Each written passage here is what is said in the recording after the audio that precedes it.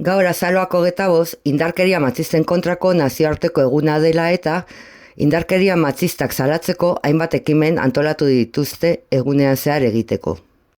Gaur goizean, indarkeria sexistaren aurkako matazak ehuntzen izeneko ekintzarekin indarkeria sexista salatu da aurten ere.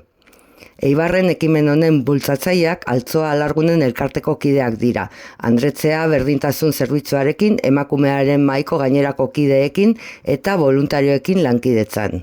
Gaurko goizean, Armeria Eskolatik joandako hainbat ikasleren laguntza izan dute Altzoa Alargunen elkarteko emakumeek. Indarkeria sexistaren aurkako matazak ehuntzen izeneko ekintza indarkeria sexista salatu nahi duen proiektu bada.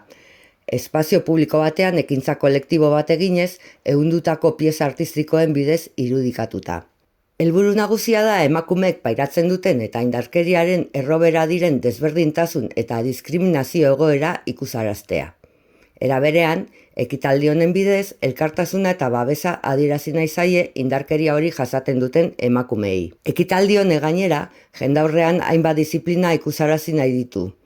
Hala nola, emakumeekin eta espazio pribatuarekin lotzeagatik beren balioak kendu zaien diziplinak. Horrela, topagune bat sortzea laguntza eta konpromiso loturak sortzeko. Ehuntzea ez baita ariak edo artilak ehuntzea bakarrik. Elkarren arteko harremanak ehuntzea da. Gure errealitatea hobeto ulertzen lagunduko diguten ikaskuntzak ehuntzea eta herritar oso bihurtuko gaituen pentsamendu kritikoa eratzea da. Dardarka zeruak, aldea estatuak, dardarka epaile legedi estuak, emakumeak gaude ia lertzear garrasi batekin.